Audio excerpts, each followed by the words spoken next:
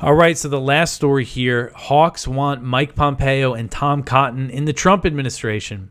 So Politico had a report on Wednesday about J.D. Vance being selected to be Trump's running mate, and about how a lot of the neocons and the more hawkish Republicans are not happy about it. And they have some ideas of how to counterbalance him. So the more hawkish wing of the Republican Party is hoping former President Donald Trump will put ultra-hawks in prominent positions in his cabinet if he's elected for a second term, as a counterbalance to Senator J.D. Vance being picked as vice president. Vance being chosen by Trump has alarmed many Republicans due to his opposition of the proxy war in Ukraine. One influential GOP member of Congress told Politico, quote, "I'm scared to death," end quote. The report said Republican hawks hope to see Mike Pompeo, Trump's former CIA director and Secretary of State, as the Secretary of Defense. So that is bad news. Let's hope they don't get their way, because Pompeo was pretty much the worst person in the Trump administration. I mean, you had you had John Bolton, but he didn't last very long. Pompeo was there until the end, and him and Trump never had any kind of falling out. So I have feared that he would end up in the next Trump administration. Let's hope that doesn't happen. You know, he's a hawk on everything. The worst thing about him was that his CIA plotted to kidnap, and they discussed assassinating Julian Assange. He was the head of the CIA when the Vault 7 documents were published by WikiLeaks, which detailed CIA hacking and spying tools, and that infuriated the CIA, and they started plotting, the worst when he was in the Ecuadorian embassy. And I think that anger within, Pompeo declared, I forget exactly what he called it, but WikiLeaks like a hostile foreign intelligence service or something.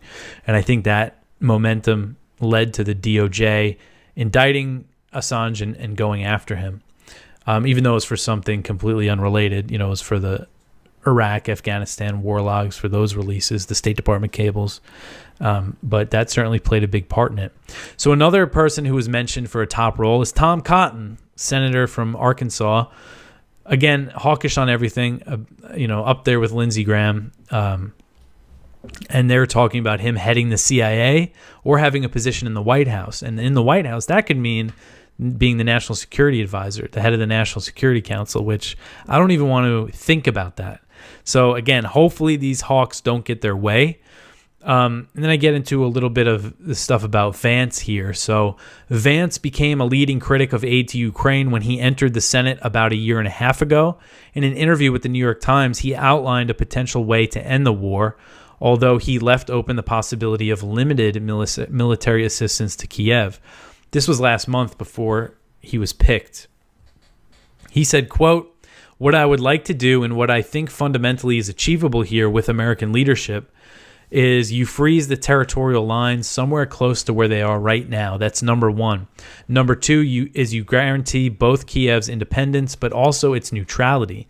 It's the fundamental thing the Russians have asked from the beginning.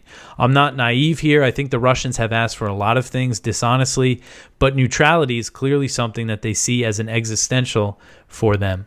And then three, there's going to have to be some American security assistance over the long term.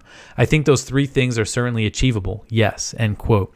So he's saying the U.S. has to keep providing Ukraine with some sort of military assistance. This Politico report about this, portrayed Vance as an isolationist, and a non-interventionist, which is not the case. He's hawkish on Iran and China, as we went over yesterday. But just the fact that he wants to end this proxy war in Ukraine, it's good to see at least, the neocons and the real hawkish members of the party are freaking out about him. But unfortunately, he says, we got to wind down in Ukraine to focus on China, which could be the next big disaster. He said in that New York Times interview, quote, "The thing that we can control now is making it costly for them to invade Taiwan, and we're not doing that because we're sending all those damn weapons to Ukraine and not Taiwan," end quote. So he's not saying don't send weapons to anybody. He's saying send those weapons to Taiwan, send them to Israel. So we'll see how this all plays out. But, let's hope. Hopefully, I know there's some Republicans who listen to this, say no to Tom Cotton, say no to Mike Pompeo, make it very clear that you do not want to see them in the next Trump administration.